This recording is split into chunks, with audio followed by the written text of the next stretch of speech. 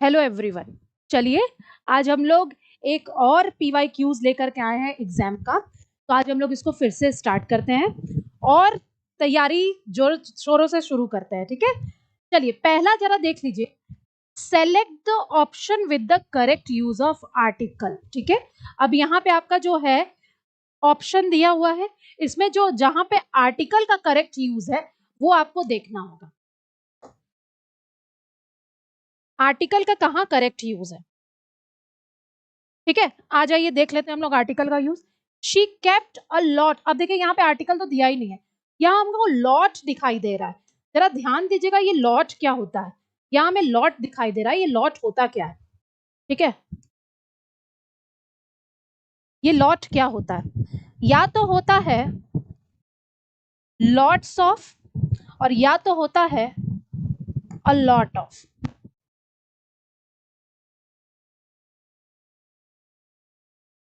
ठीक है, lots of के बाद हमेशा या तो अनकाउंटेबल नाउन आता है या तो प्लूरल नाउन आता है, ये ध्यान रखिए।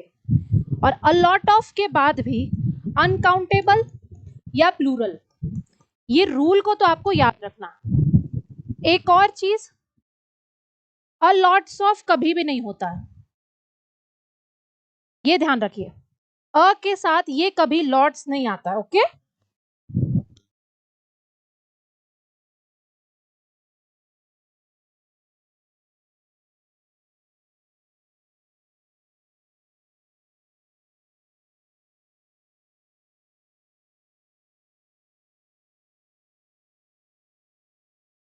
है ना। तो अब हम लोग देखते हैं, यहाँ अ नहीं लगाया, ये ऑप्शन गलत हो गया। यहाँ लॉट के साथ एन लगा दिया, ये ऑप्शन गलत हो गया। यहाँ अ लॉट ऑफ, हाँ ये तो हमको सही दिख रहा है। और यहाँ पे कुछ भी नहीं लगाया है, द लॉट ऑफ लगा दिया है। ठीक है, मैंने बोला था द लॉट ऑफ कुछ नहीं होगा, इसीलिए ऑप्शन कौन सा रहेगा, ये 3 वाला रहेगा। इज दैट क्लियर, बताइए कोई कंफ्यूजन नहीं। आगे बढ़ जाते हैं, नेक्स्ट में देख लीजिए, एक बार क्वेश्चन देख लीजिए ध्यान से, एक बार क्वेश्चन देख लीजिए।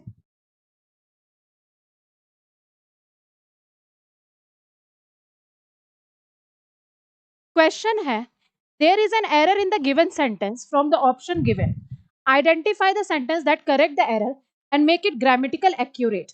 अब इसमें Harmit is not innocent such as Uday, और आपके पास 4 ऑप्शन है। एक बार जरा ऑप्शन देखिए तो,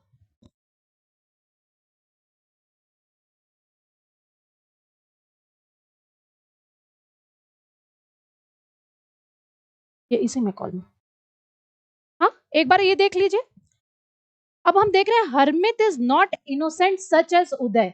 अब ये है क्या भाई, इनोसेंट की बात किया जा रहा है, ये पॉजिटिव डिग्री है, एडजेक्टिव का पॉजिटिव डिग्री है।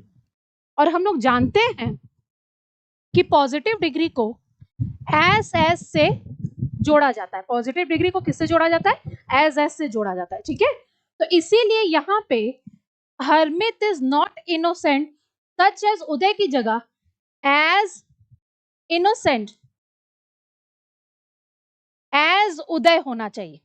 अब देख लेते हैं ऑप्शन में, Harmit is not as much as innocent नहीं होगा, Harmit is not innocent than Uday ये भी नहीं होगा, Harmit is not as innocent more than, Harmit is not as innocent as, हाँ ये तो हमें मिल गया, ये होगा। ठीक है, समझ में आया, आई होप ये समझ में आया, कोई कंफ्यूजन नहीं है। चलिए अब हम लोग आगे बढ़ जाते हैं। नेक्स्ट, इसमें देखिए 3rd नंबर क्वेश्चन एक बार ध्यान से पढ़ लीजिए। 3rd नंबर क्वेश्चन एक बार ध्यान से पढ़ लीजिए। अब देखिए, select the part that contain the error from the given option, if you don't find any error mark no error. अगर कोई एरर नहीं है तो नो एरर कर दीजिए। The project was completed more quicker than expected. अब देखिए इसमें क्या एरर है, आपको बताइए तो क्या एरर होगा। इसमें बहुत आसान है, बहुत आसान है। इसमें क्या है, मोर क्विकर, मोर क्विकर यानी एक ही वाक्य में दो दो कंपैरेटिव डिग्री दे दिया है। दो कंपैरेटिव डिग्री दे दिया है, ठीक है। तो हम यहां से मोर को हटा देंगे, होना चाहिए the project was completed quicker than expected, ठीक है। तो यहाँ एरर कहां पे है, मोर क्विकर वाले में एरर है। क्लियर, ठीक है, आई होप समझ में आया होगा।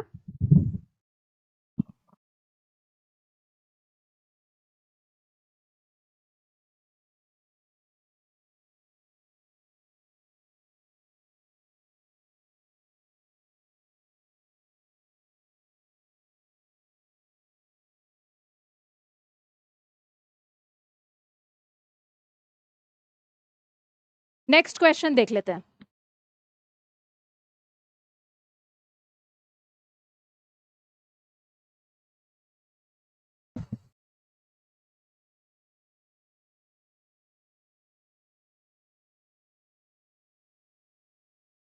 आ जाइए next question. The following sentences has an error in its tense. अब यहां पे ना एरर है, टेंस में एरर है, ठीक है। अब टेंस में एरर है, अब देखिए यहां पे आप जरा पहचानने की पहले कोशिश करिए, मैं चाहती हूँ एक बार आप ट्राई करिए कि आपको कहां एरर दिखाई दे रहा है, ठीक है।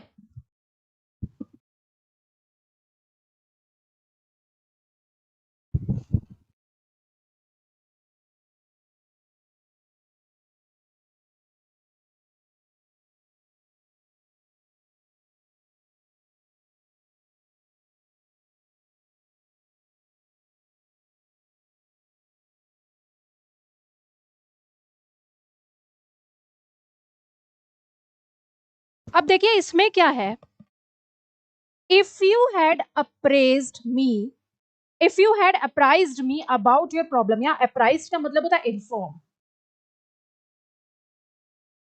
या टेल, ठीक है। Your problem earlier, I would have allow you to गो।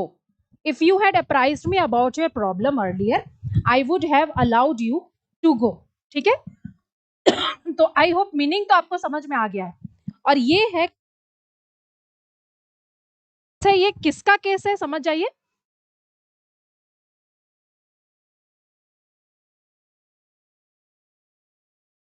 ये कंडीशनल सेंटेंसेस का है, देख।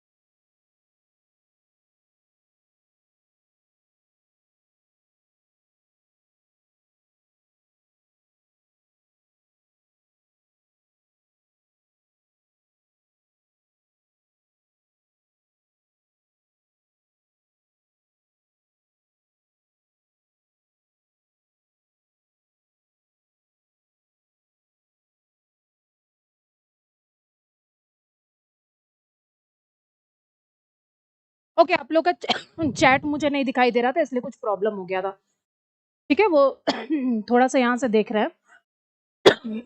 हाँ, तो देखिए ये जो क्वेश्चन नंबर 4 है ना, ये कंडीशनल सेंटेंसेस का है, इसमें क्या है हम आपको बता दे रहे हैं।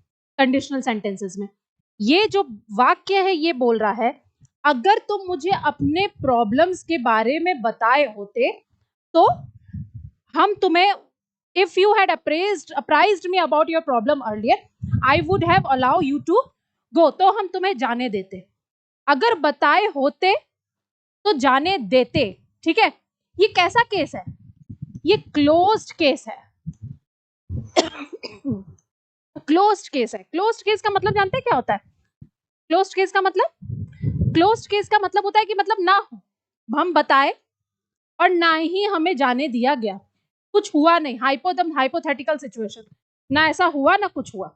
अब इसका अगर आप स्ट्रक्चर में ध्यान देंगे ना, तो इसका स्ट्रक्चर क्या होता है? देखिए, हैड के बाद V3 तो आया और आगे उसके बाद वुड हैव, उसके बाद भी V3 आना चाहिए। ठीक है, यानी subject plus had plus V3 और उसके बाद वुड हो सकता है, शुड हो सकता है, कुड भी हो सकता है। ठीक है, कुड भी हो सकता है, और फिर हैव और फिर V3। ये इसका स्ट्रक्चर है ना? ये स्ट्रक्चर, इस स्ट्रक्चर को आप नोट कर लीजिए। ओके, हाँ, अब मुझे कमेंट दिखाई दे रहा है। Now I can see your comment. जी मैम, चलिए आगे। ओके, सोनू, लकी, ठीक है, अब मुझे कमेंट दिख रहा है। तो ये कंडीशनल सेंटेंस का क्लोज्ड केस था। तो इस हिसाब से अब हम लोग जरा चेक कर ले। तो if you had apprised me your problem, I would allow, ये नहीं होगा। आई वुड अलाउ है, अलाउ नहीं होगा। कैन आ गया यहाँ पे, ये ऐसे ही नहीं होगा। If you had apprised me about your problem earlier, I would have के बाद अलाउड, यस, मिल तो गया। और 4 में क्या दिया है? If you apprised me about your problem earlier, I would have allowed you to go. यहाँ पे if you के बाद कुछ दिया ही नहीं, इसलिए कट हो गया। 4 नहीं। प्लीज एक्सप्लेन, कौन सा क्वेश्चन? नंबर डालिए। किस क्वेश्चन को एक्सप्लेन करना है? इसलिए देखिए 3rd है वो। अंजलि, 4th वाला फिर से बता दें। एक बार फिर से क्वेश्चन पूछिए, क्या बोल रहा है? फिर से एक बार पूछिए। थोड़ा आप लोग का चैट नहीं दिखाई दे रहा था, ठीक है, कुछ प्रॉब्लम था, अब मुझे दिखाई दे रहा है। पूछिए।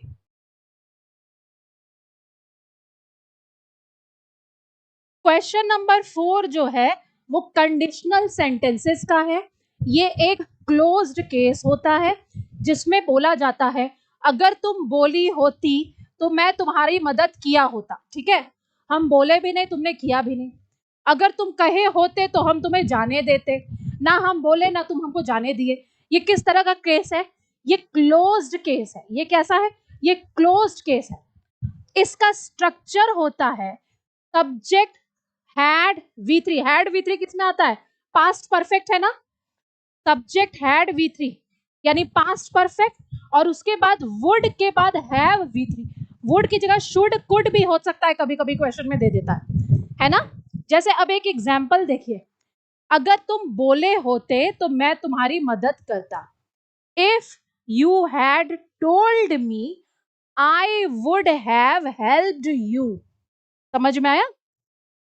ठीक है, एक देखिए यहां पे हम लिख दे रहे हैं, if you had told me I would have helped you.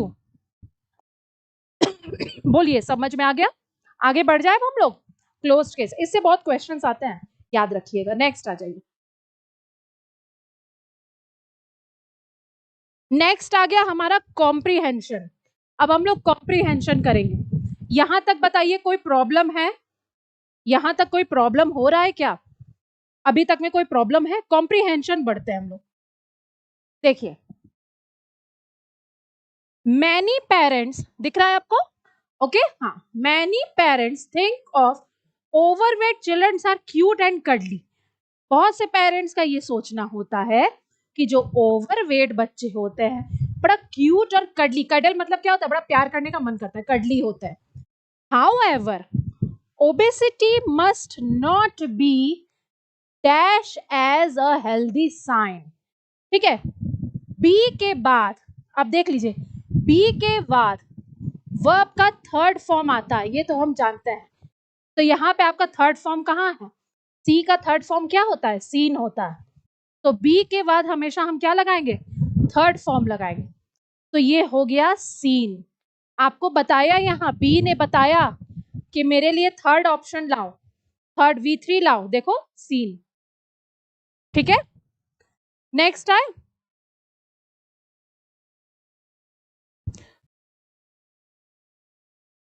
Dash obese children grow up dash OBCs.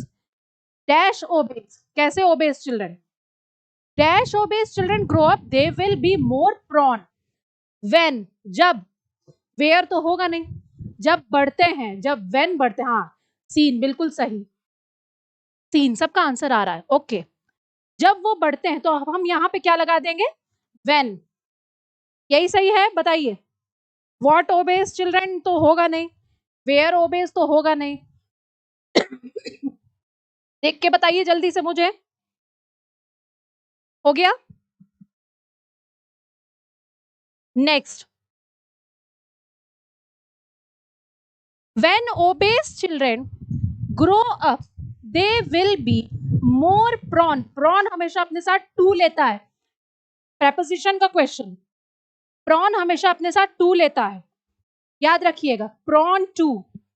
ठीक है, prone to, prone to का मतलब क्या होता है? inclined, inclined लिख लीजिए। prone to का मतलब, एक और मीनिंग लिखना है तो आप लिख सकते हैं given। ठीक है, पानी उसमें से देते जाइए, गिवन। ठीक है, तो प्रॉन जहां देखा आपने, आप समझ जाइए टू होगा। Prone to health problems like blood pressure dash diabetes. Blood pressure dash diabetes क्या होगा? ब्लड प्रेशर, चार ऑप्शन बताइए। हाँ, बिल्कुल सही कर रहे हैं आप लोग, ब्लड प्रेशर और डायबिटीज होना चाहिए। और डायबिटीज किस तरह की बीमारियां हो जाएगी? ब्लड प्रेशर और डायबिटीज जैसी बीमारियां हो सकती है उनको। ठीक है, ठीक है, बहुत आसान है, ये बहुत आसान है। ठीक है, आ जाइए next. Today overweight children are becoming a common dash in many countries. अब क्या होगा? Common dash, might, light, tight और साइट, बताइए तो क्या होगा?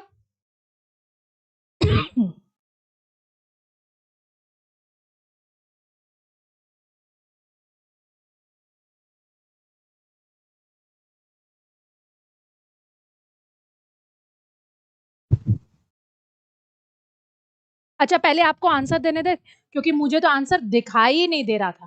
ठीक है, इसलिए मैं आपको आंसर देने क्या दे रही, मुझे लगा तुम लोग बोल ही रहे होगे।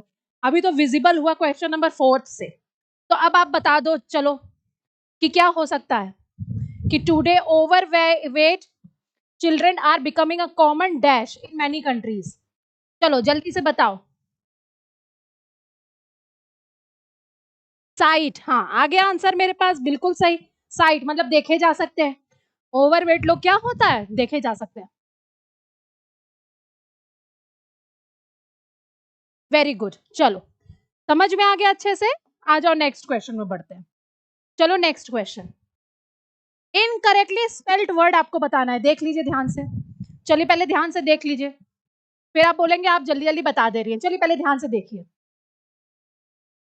वंदे Mataram is a poignant poem, is obviously and indisputably the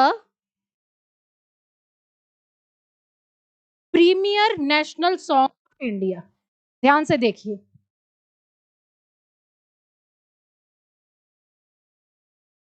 यहाँ पे हम आपको पॉइनेंट का मतलब बस बता दें। इसका पॉइनेंट का मतलब होता है बेटा टचिंग, होता है ना, कोई चीज सुन के लगता है कि हाँ भाई, पॉइनेंट। अब यहाँ पे स्पेलिंग बताना है आपको, बताइए।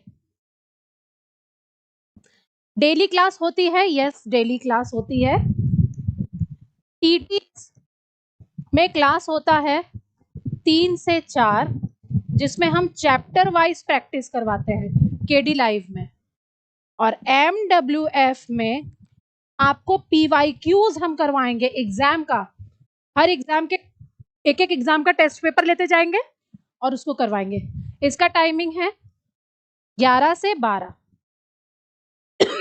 इस हिसाब से हम आपसे हफ्ते में 6 दिन मिल लेंगे। बताइए, यहां पे आपको स्पेलिंग बताना है कि कहां स्पेलिंग मिस्टेक है।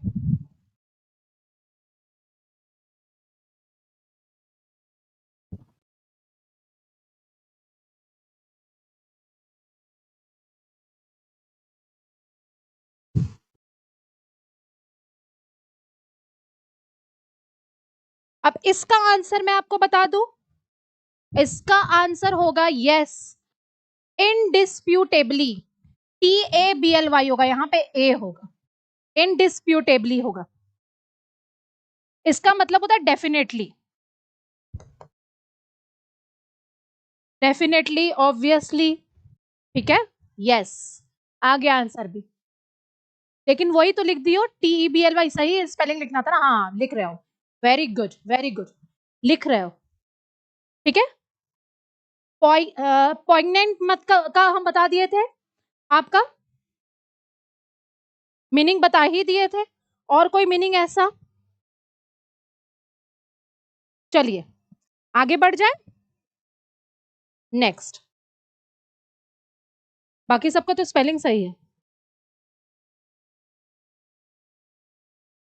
Very good.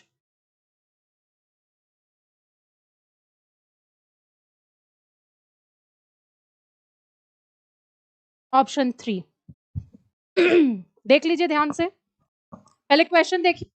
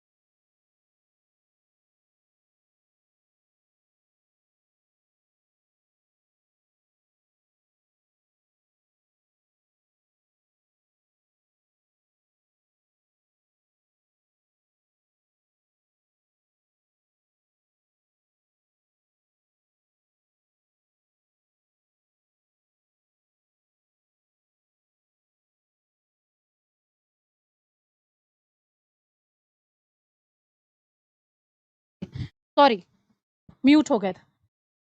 डॉगमेटिक का आपको एंटोनिम बताना है। डॉगमेटिक का मतलब होता है, अब आप अगर ध्यान देंगे तो his opponent viewed him as stubborn, dogmatic and inflexible. तीनों जो है निगेटिव ही है यानी बहुत ज्यादा जिद्दी, इनफ्लेक्सिबल, सर्टेन और एरोगेंट, इन सब का मीनिंग एक ही आ रहा है। तो अब इसका एंटोनिम क्या होगा? इसका एंटोनिम क्या होगा? इसका एंटोनिम बताइए तो क्या होगा, आपको क्या लग रहा है?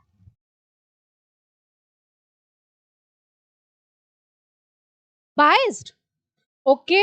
और सोचिए, और सोचिए, बाइस्ड मतलब तो पक्षपात होता है, पक्षपाती, जो पक्षपात करता है, डिफरेंस करता है, जो उसको बोलते हैं बाइज्ड।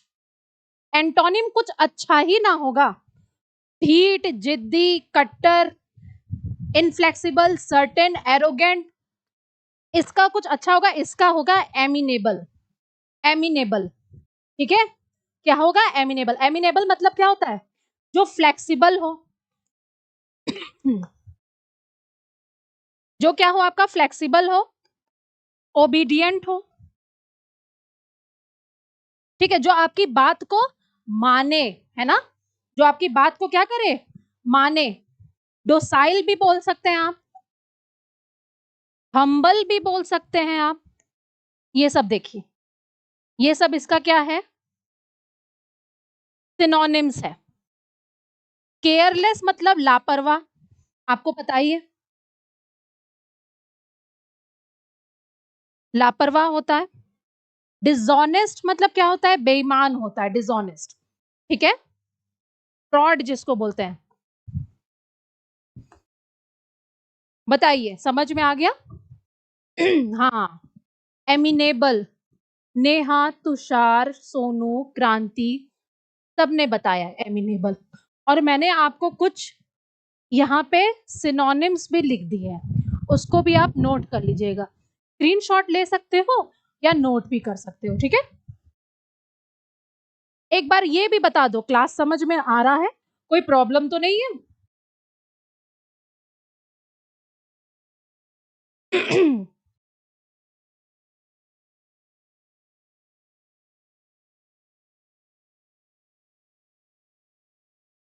नेक्स्ट क्वेश्चन की तरफ बढ़े। चलो भाई, आ जाओ next. The company do not broke the law at any time. अब बताइए इसमें क्या एरर है? अब बताइए, बहुत आसान है, ठीक है, बहुत आसान है। गलीबल भी होता है, यस मैम, स्क्रीनशॉट नहीं होता है।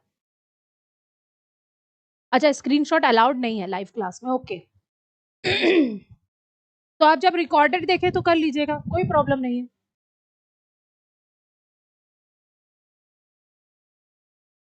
ओके, आप नोट करिए, लिख लीजिए। देखिए नेक्स्ट क्वेश्चन, सब्स्टिट्यूट बताना है। कंपनी जो है ऑब्वियस है ना, कंपनी क्या है बता दो तो जल्दी से। सिंगुलर सब्जेक्ट है, तो सिंगुलर सब्जेक्ट के साथ क्या होगा? सिंगुलर वर्ब लगेगा। अब देखो ऑप्शन भी कैसा कैसा दिया, डिड के साथ ब्रेकिंग आ सकता है कभी? बिल्कुल नहीं आ सकता। दिमाग में रखना कि ये सब क्यों नहीं हो सकता। डज नॉट ब्रेक लिखा हुआ है, हाँ ये तो ठीक है, कंपनी के साथ डज नॉट ब्रेक ठीक है। Do not breaks, do not के साथ फिर ब्रेक्स लगा दिया है, और डिड नॉट ब्रोकन, डिड के साथ फिर ब्रोकन लगा दिया। देख लो, यानी सारे ऑप्शन चीख चीख के बोल रहे हैं हम नहीं है, हम नहीं है, हमको मत सेलेक्ट करो, एक ही सही है। ग्रामेटिकल ना, ऐसा हो रहा है ना। चलो आगे बढ़ जाए, नेक्स्ट। नेक्स्ट क्वेश्चन देखिए, it is no exaggeration to say the Hussain Sagar lake is an integral element of Hyderabad and Hyderabad history. Integral मतलब होता है इंपॉर्टेंट, मुख्य, देख लीजिए। तो अब यहाँ पे इंटीग्रल का एंटोनिम आपको बताना, इंटीग्रल का एंटोनिम बताइए तो जरा सा।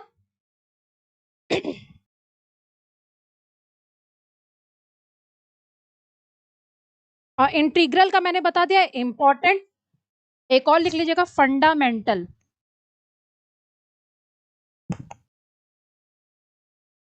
क्या लग रहा है? एसेंशियल मतलब क्या होता है पता ही है, जरूरी होता है। टोटल मतलब कुल। इनहेरेंट मतलब वो कैरेक्टरिस्टिक्स जो हमारे अंदर पहले ही से मौजूद हो, ठीक है। एग्जिस्टिंग इन समथिंग, ठीक है, जैसे हम अपने पेरेंट्स से कुछ इनहेरेंट कैरेक्टरिस्टिक्स लेके आते ना, यस एक्स्ट्रा होगा, एक्स्ट्रा, वेरी गुड। एक्स्ट्रा यानी जो इंपॉर्टेंट है, एक्स्ट्रा क्या होता है? इसका ये क्या है, मुख्य नहीं है, इसलिए क्या है ये एक्स्ट्रा है। बिल्कुल सही, बिल्कुल सही। कोई प्रॉब्लम इसमें? चलो आ जाते हैं नेक्स्ट में।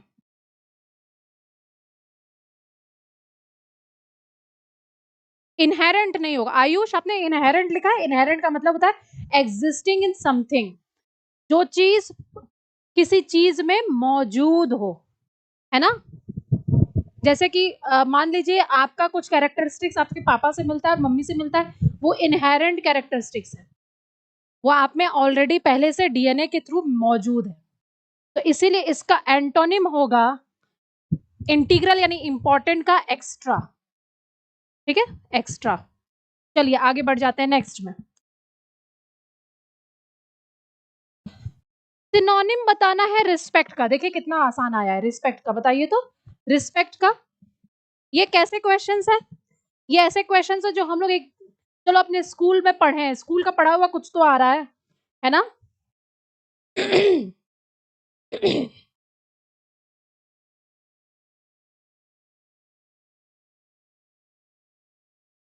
अब यहाँ पे रिस्पेक्ट का उल्टा सिनोनिम्स तो ऑलरेडी पता ही है। सिनोनिम्स बोला, सॉरी उल्टा नहीं, सिनोनिम्स बोला।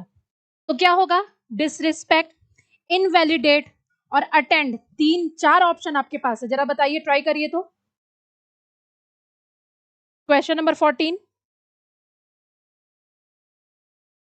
इनवैलिडेट का मतलब मैं बता दूं, इनवैलिडेट का मतलब होता है two cancel,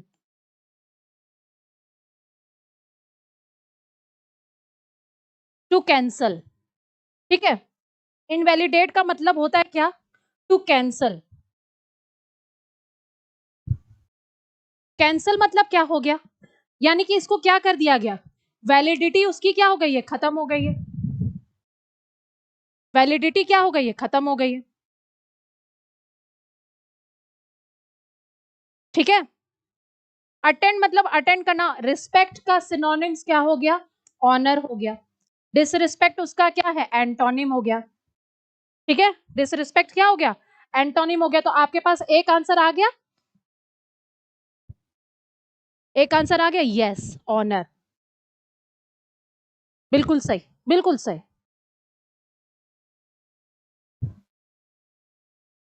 Shem, select the most, antonym बताना है शेम का। शेम का क्या एंटोनिम होगा, बताइए। फियर, डिसग्रेस, डिफेमेशन और प्राइड। डिफेमेशन को क्या बोलते हैं पता है, मानहानि। डिफेमेशन का केस होता है ना, डिफेम करना किसी को, देख लीजिए, डिसडेन करना, ध्यान से देखिए।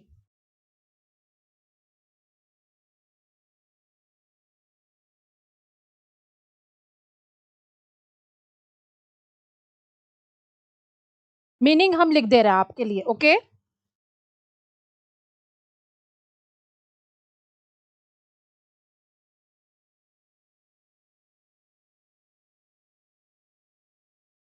डिसऑनर, उसका मीनिंग हम लिख दे रहे हैं, डिसऑनर हो सकता है, शेम हो सकता है, इनफेमी हो सकता है। ये सब क्या है, इसका सिनोनिम्स है। अब हमको एंटोनिम बताइए शेम का।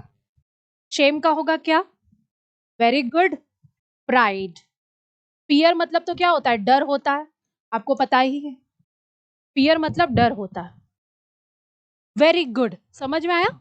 बस लेकिन ना जो जो ऑप्शन है उसको थोड़ा सा ध्यान से पढ़ते जाइएगा, समझते जाइएगा, ठीक है। चलिए आ जाए, नेक्स्ट आ जाए। कभी कभी बहुत आसान दे देता है, लेकिन जो ऑप्शंस है ना उसको मिस मत करिएगा। The family was save from the burning building by the brave fire fighter. अब कह रहा अंडरलाइन जो है ब्रेव, उसका सब्स्टिट्यूट बताना है आपको, अगर इसमें कोई अच्छा सब्स्टिट्यूट दिया हुआ है तो, अगर कोई अच्छा सब्स्टिट्यूट दिया हुआ है तो आप इसका सब्स्टिट्यूट बताइए। यस, बताइए जरा सा, फियरलेस, अनअफ्रेड, टिमिड और कावर्डली, इनका 16 नंबर में, 16 नंबर।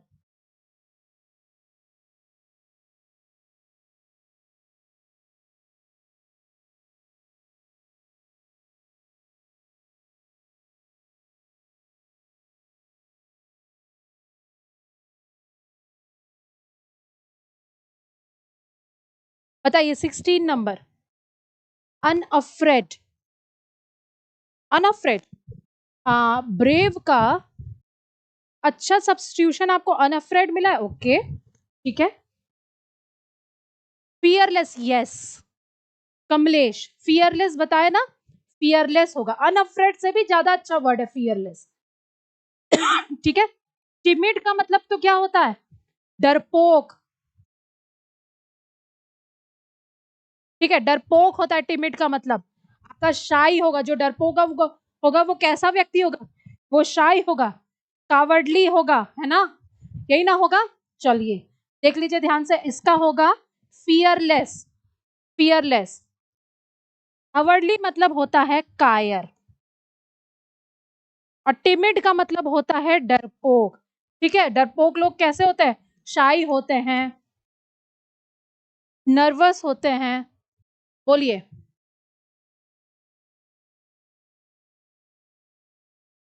हाँ रिकॉर्डेड रहेगा ऋषिकेश, रिकॉर्डेड रहेगा। ठीक है, बिल्कुल रिकॉर्डेड रहेगा। हो गया, कोई कंफ्यूजन इसमें नहीं, आगे बढ़ जाए हम लोग। ठीक है, बस ध्यान दीजिएगा, ब्रेव जो है उसका सब्स्टिट्यूट अगर अच्छा है तो वो पूछा गया है, आपको दो दिया हुआ है, फियरलेस और अनअफ्रेड, लेकिन जो बेस्ट होगा उसको चूज करिएगा। ठीक है, चलिए नेक्स्ट, दो सिनोनिम्स दिया था, दो एंटोनिम्स दिया था। Select the most appropriate antonym of the word bold. Bold का एंटोनिम ढूंढना है इन सब में, फिर से देखिए आ गया, इन सब में बोल्ड का एंटोनिम ढूंढना। चार ऑप्शन आपके पास दिया गया है।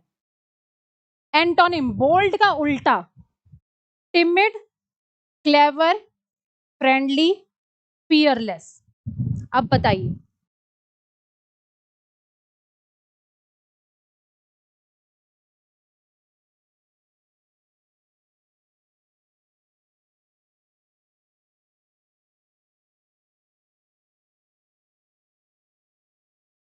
ठीक है, अब बताइए जरा जल्दी से।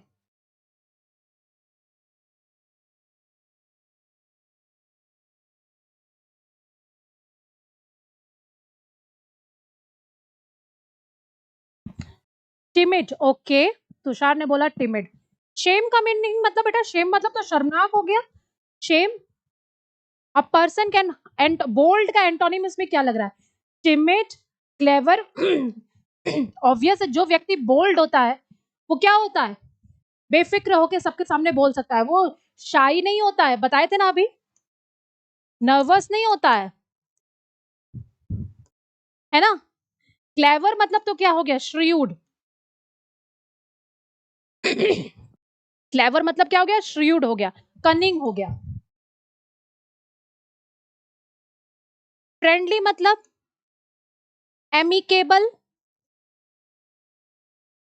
ठीक है, एमिकेबल, कल कल एक और क्वेश्चन हम लोग किए थे वाईटी में, इसका भी आया था, एमिएबल। ठीक है, फियरलेस मतलब निडर, देख लीजिए।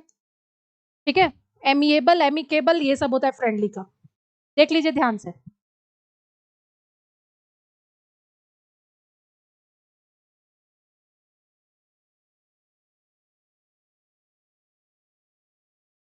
समझ में आ गया तो बताइए, आगे बढ़ जाए।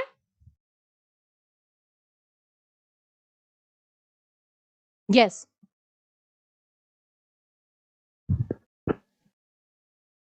देख लीजिए, एक बार नोट करना है तो नोट भी कर लीजिए, क्योंकि आप स्क्रीनशॉट नहीं ले सकते हैं ना। ध्यान से देख लीजिए, फिर हम आगे बढ़ जाए।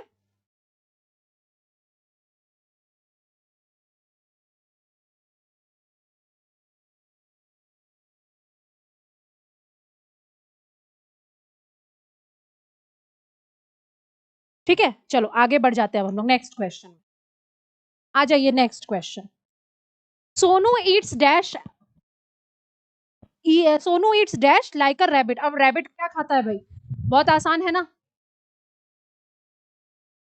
वो कैप की क्लास, देखो बेटा वो कैप तो चल ही रहा है, 25 क्वेश्चन में लगभग 17-18 question vocab, antonym, synonyms, idiom, phrases, ये सब है ना। तो हम लोग डेली वोकैब, इसीलिए मैं सबका एंटोनिम सिर्फ क्वेश्चन को टिक नहीं लगा रहे और सब चीज की क्लास चलेगी। अगर पीवाईक्यूज चला रहे हैं अगर हम, तो इसका मतलब हम कुछ मिस नहीं कर रहे, हम कॉम्प्रिहेंशन भी कराएंगे, पीक्यूआरएस भी कराएंगे, है ना, समझ में आया। एंटोनिम भी करवाएंगे, सिनोनिम्स भी कराएंगे, सब कराएंगे, ग्रामर भी कराएंगे। Correct, very good. अब देखो यहाँ पे कितना कैरेट दिया हुआ है, जरा ध्यान रखो। हमारा तो आंसर होगा 3, हम लोग का तो आंसर होगा 3, लेकिन ये बाकी जो तुम्हारा कैरेट दे दिया गया, इसका क्या मतलब है? बाकी जो कैरेट दिया है, अब इसका भी तो मतलब तुमको जानना पड़ेगा ना, इसका क्या मीनिंग है। तो इसका भी मीनिंग जान लो कि के से जो होता है वो प्योरिटी के लिए होता है। कितने कैरेट का गोल्ड है? 20 कैरेट, 22 कैरेट, 24 कैरेट, ठीक है। ये कैरेट जो है ये मेजरमेंट के लिए होता है, ठीक है। मेजरमेंट के लिए, किस चीज का मेजरमेंट के लिए? Precious stone. प्रेशियस स्टोन को मेजरमेंट किसमें किया जाता है? कैरेट में किया जाता है, और ये प्योरिटी बताता है, ठीक है। और ये कैरेट जो है, मान लो कि हम यहाँ कुछ लिखना भूल गए, लाइक अ ब्यूटीफुल लिखना भूल गए, तो हम ये साइन जो बनाते हैं इसको भी कैरेट बोलते हैं, ये साइन। यानी हम यहाँ पे लिख दिए ब्यूटीफुल, चलो ये साइन बना के लिखे ना, तो इसको भी ये क्या बोलते हैं? यही वाला ये साइन, कैरेट। समझ में आ गया सबका मीनिंग? हाँ देखो होता क्या है, कब लाइव आती है किसमें? यहाँ पे 11 से 12, ऐप में 11 से 12, ऐप में MWF आप कर रहे होंगे तो आपको वहां टाइम टेबल दिखा होगा। और YT यानी यूट्यूब में हम आते हैं TTS में 3 से 4, 3 से 4। कल आओ मिलो 3 से 4 आ जाना कल 3 से 4 मिल लेना, ठीक है। आ जाओ आगे बढ़ जाते हैं। Next question 19 number. Blowing smoke का मतलब क्या होता है? ब्लोइंग स्मोक, ध्यान से देखिए। अब ये आ गया आपका idiom, blowing smoke. Blowing smoke, to hide something, to lie to a perplex others, to tease someone, or to burn something important। बताइए ब्लोइंग स्मोक, जरा सोचिए और मुझे बताइए। बहुत आसान है, ईडीएम्स में पूछा गया है ब्लोइंग स्मोक, ठीक है। अगर हम बोले अगर इसमें, तो ब्लोइंग स्मोक का हम बोल देते हैं मिसलीड करना किसी को, कंफ्यूज, परप्लेक्स, कॉम्प्लेक्स, ये सब है सिनोनिम्स कंफ्यूजन का। किसी व्यक्ति को अगर हम मिसलीड करते हैं, कंफ्यूज करते हैं, परप्लेक्स या कॉम्प्लेक्स कोई सिचुएशन बना देते हैं कि वो हमारे पर विश्वास ही ना कर सके, इसी को बोलते हैं ब्लोइंग स्मोक। बस बड़ी बड़ी बातें कर रहे हैं, उसमें कोई सच्चाई नहीं है। प्रेशियस स्टोन का मतलब होता है गोल्ड, आपका हो गया, खरीदने जाते हो ना डायमंड, प्लैटिनम, वही प्रेशियस स्टोन। कितना कैरेट का है? आप बहुत अच्छा पढ़ा रही है, आयुष बोला, thank you so much Ayush, ठीक है। बस ये सब मेहनत आप ही लोगों के लिए है कि आपको समझ में आए। मे बी 3 सोनू, क्यों मे बी 3? क्यों? टू टीज समवन, टीज करना, ब्लोइंग स्मोक पे हम चिढ़ा रहे हैं ये तो नहीं बोले। लाए, झूठ बोलना, मिसलीड करना मतलब क्या है? किसी को धोखा देना, यानी झूठ बोलते तभी तो धोखा देते। हाइड समथिंग नहीं होगा, इसका होगा सेकंड, टू लाई। बात को समझो, ब्लोइंग स्मोक, अब ऐसा सोचो ना, स्मोक उड़ा रहे हैं, स्मोक उड़ा रहे हैं, छुप करके घर से जा करके झूठ बोल करके बाहर हम स्मोक उड़ा रहे हैं, ठीक है, फूक रहे हैं, माल फूक रहे हैं। इसका मतलब क्या? और मम्मी बोलेंगी बेटा क्या करने गए थे? अरे मम्मी ऐसे ही गए थे, झूठ बोल दिए ना, मम्मी को मिसलीड कर दिए, कंफ्यूज कर दिए, परप्लेक्स कर दिए, और जाके स्मोक करके आ गए हो, तो यानी यू टू लाई। अब समझ में आ गया, अब याद आएगा।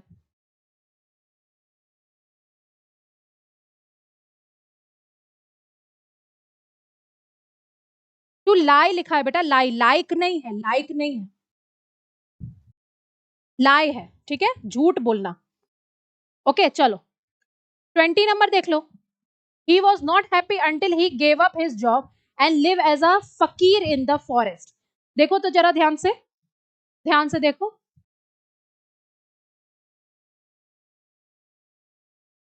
ध्यान से देखो इसको, क्वेश्चन को देखो। क्वेश्चन क्या बोल रहा है?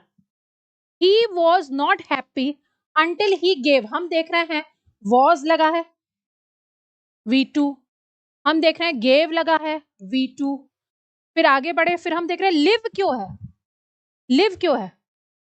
Gave up his job and live नहीं, लिव्ड होगा ना, लिव्ड। देखो तो कौन सा ऑप्शन में लिव्ड है, कौन सा ऑप्शन होगा बताओ तो जरा सा, कौन सा होगा? ये लिव्स वाला तो हट गया, 2 और 4 में कौन सा होगा ये बताओ, 2 और 4।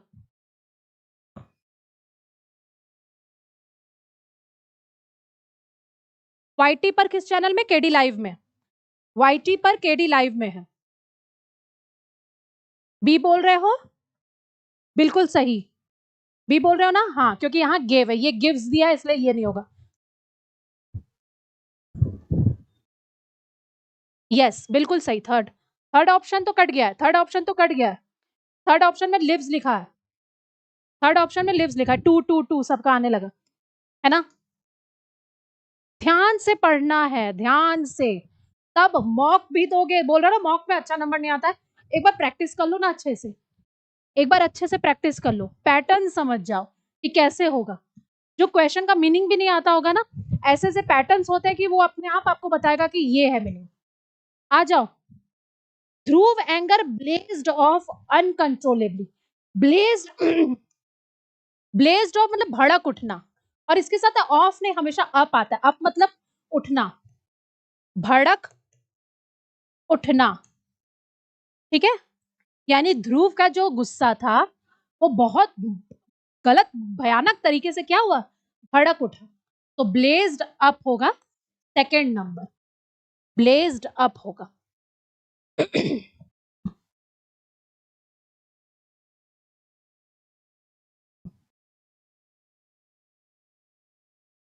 बताइए तो समझ में आया? ब्लेज्ड अप हेमकेश ने पहले ही बता दिया, वेरी गुड। अभिषेक, क्रांति, सबने बता दिया, वेरी गुड। आगे बढ़ जाए, नेक्स्ट। अब इसमें क्या बताना है? सब्स्टिट्यूट बताना है अंडरलाइन का। Riding a horse was a piece cake for him.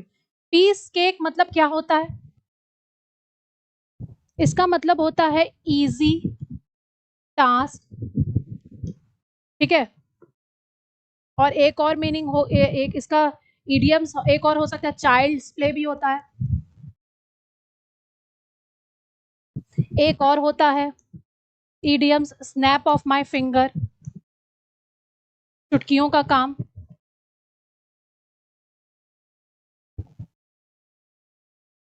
एक और होता है केक वॉक। देखो इतना बता दिया आपको, ठीक है। पीस ऑफ केक का मतलब क्या हुआ? बहुत इजी टास्क। ये है आपका सिनोनिम। एक एंटोनिम बता दे, इडियम्स आता है, हरक्यूलियन टास्क, इसका मतलब होता है डिफिकल्ट वर्क, डिफिकल्ट टास्क। ये देख लो, देखा?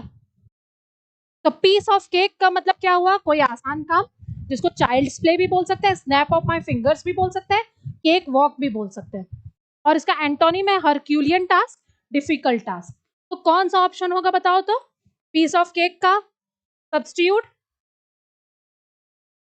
Very easy, 3 number. 3 नंबर सबने लिखा ना? और जितना हम यहाँ पे लिखवाए हैं इसको भी लिख लेना बेटा, इसको भी लिख लेना, इसके बिना अधूरा है।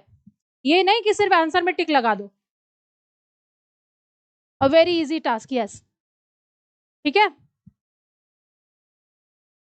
बिल्कुल नोटबुक में नोट करो, और क्या, लिखते जाओ, है ना। आप रिकॉर्डेड भी देखोगे तो उस समय भी लिखो, उस समय भी लिखोगे। अब पढ़ना कैसे है, आपको कैसे याद होता है, वो आपको खुद पता है। क्या बोलते हो? बिल्कुल करना चाहिए नोटबुक में। नेक्स्ट आ जाते हैं 23 में। ही अब यहाँ पे आ गया है होमोनिम। होमोनिम क्या होता है? वर्ड एक जैसा साउंड करेगा, एक जैसा साउंड करेगा, लेकिन मीनिंग अलग अलग होगा। ठीक है, मीनिंग अलग अलग होगा।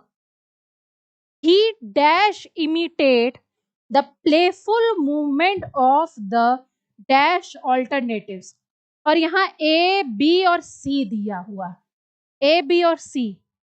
ठीक है, अब इसको करने का तरीका पहले तो तुम लोग आसानी से कर लोगे, लेकिन सबसे बढ़िया इसका तरीका क्या होता है हम बता रहे हैं। पहले तुम लोग कर लो, नहीं तो बोलोगे मैम आप बता दी पहले इसे।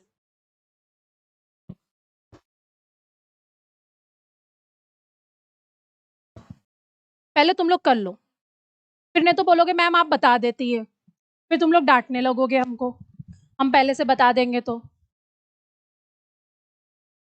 हाँ, पहले बोलते मैम अच्छा पढ़ाती हैं, फिर उसका डांट दोगे, आप पूरा बता देंगे तो हम लोग क्या करेंगे। अच्छा ठीक है, ऐसे नहीं बताना है आंसर, आंसर ये बताना है ए सी, ए बी, सी बी और बी ए, 1 2 3 4 ये बताओ। हाँ, अब देखो इसको तरीका क्या है। जब हम देख रहे हैं ही के बाद ये मेन वर्ब दिया है, तो हमको यहाँ हेल्पिंग वर्ब चाहिए। तो यानी हेल्पिंग वर्ब हो गया डज। डोज तो कोई होता है ना, दवा का जो डोज होता है, दवा का डोज होता है ना, तो ये डज जो है ये हेल्पिंग वर्ब है, यानी हमको यहाँ हेल्पिंग वर्ब चाहिए, यानी बी आ गया। और उसके बाद यहाँ द दिया हुआ है, आर्टिकल आके बाद नाउन आता है या प्रोनाउन आता है। नाउन यहाँ दिया है, इसको भी डो बोलते हैं सिंगुलर को, फीमेल डियर को, और डज हो जाता है प्लूरल उसका। तो यहाँ DOES, यानी हमने क्या लिया, बी और ए, है ना, पहले बी लिए फिर ए लिए, ऑप्शन 4। देखा कैसे पहचाने?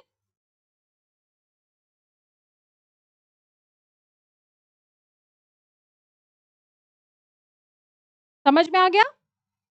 बताओ।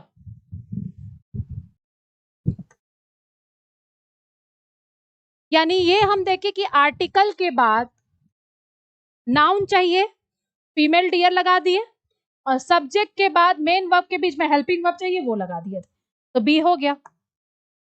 आ जाइए 24 नंबर में। यस, 4 का बी है, बहुत अच्छे से जवाब दे रहे हो, very good. His dash stature was not a measure of his overall personality। और स्क्रॉनी दिया है ब्रैकेट में, और यहाँ ब्रैकेटेड पार्ट का जो है आपको हमें क्या बताना है कि कौन सा ऑप्शन उसमें ज्यादा अच्छे से जाएगा। ठीक है, कौन सा ऑप्शन ज्यादा अच्छे से जाएगा। अब स्टेच्योर का मतलब दो होता है, स्टेच्योर का मतलब अगर देखोगे तो उसका दो मतलब निकल करके आ जाता है। एक मीनिंग तो इसका होता है जैसे इंपॉर्टेंस,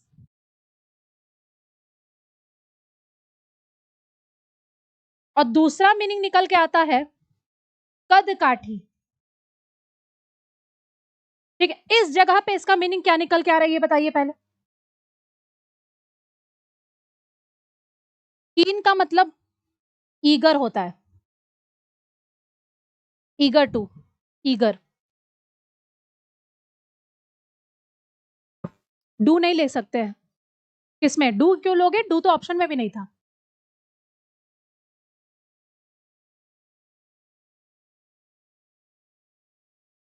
ही के बाद डू कहां से आ जाएगा बेटा? आनंद, अगर तुम उसका इसके पहले का पूछ रहे हो तो बता दें हम, ही के बाद डू कहां से आ जाएगा, बताओ, समझ में आ रहा है आनंद? हाँ, तो अब यहाँ पे क्या हो जाएगा बताओ। यहाँ बोलना चाह रहा है हिज, मतलब उसका जो कद काठी था उसके ओवरऑल पर्सनालिटी के हिसाब से क्या था, उसका जो कदकाठी था स्क्रॉनी था। अब स्क्रॉनी का मतलब क्या होता है, स्क्रॉनी का मतलब क्या होता है, अब वो आपको बताना होगा कि स्क्रॉनी का मतलब क्या निकल के आता है। तो इसका होगा, स्क्रॉनी का मतलब क्या हुआ, थिन। ठीक है, क्या मतलब हुआ, थिन। मस्क्यूलर तो मतलब हट्टा कट्टा बोलते हैं, जिसकी मस्क्यूलर बॉडी होती है। सिकली, सिक से बना हुआ है, ठीक है, बीमार टाइप का। सिकली, सिक से बना है, बीमार टाइप का। और कीन मतलब ईगर, तो इसका होगा थिन, इसका होगा थिन, देख लीजिए।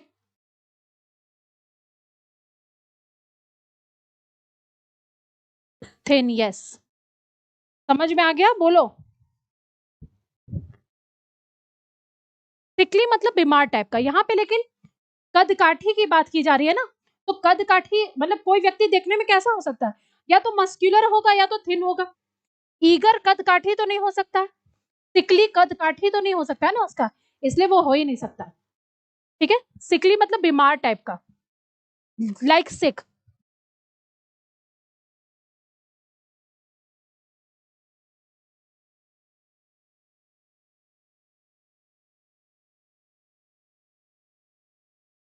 ठीक है, आप ऐसे भी लिख सकते, मतलब क्या हुआ जब हम बीमार पड़ते हैं, इल या वीक, तो सिकली बोलते हैं। ठीक है, हो गया। चलो, इल या वीक लिख भी दिए। I was sick, I was ill बोलते हो ना। चलो, अब जो तुम क्या डू के लिए जो बोल रहे थे, डू तो ऑप्शन में ही नहीं है बेटा, तो क्यों हम डू डू तुम पूछ क्यों रहे थे, वो मुझे नहीं समझ में आ रहा है बार बार। 25th लास्ट क्वेश्चन में हम लोग आ गए।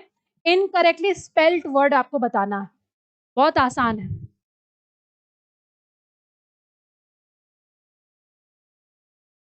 आज शाम को नीतू मैम की क्लास होगी, आप देख लीजिएगा, उसमें आ जाएगा यूट्यूब में, वाईटी में, जैसे मैम की क्लास चलती है वो चलते रहेगी। ठीक है, हम यहाँ पे वो सेशन प्रैक्टिस कराएंगे जो मैम छोड़ दे रही हैं, तो वो नहीं करवाई है, उसी को हम यहाँ प्रैक्टिस कराएंगे। 2024-2025 का कुछ क्वेश्चन है वो हम यहाँ पे करवाएंगे, है ना। आ जाओ। इनकरेक्टली स्पेल्ड वर्ड जो है वो यहाँ पे आपको देखना। सीज का मतलब तो आप जानते हैं, सीज का मतलब होता है जब्त करना, पता है ना, सीज का मतलब जब्त करना। डिसअपॉइंट, यहाँ स्पेलिंग मिस्टेक है डिसअपॉइंट का, एक एस होगा, ये कट कर दे रहा है। ठीक है, स्पेलिंग यहाँ पे एक है, ये होगा।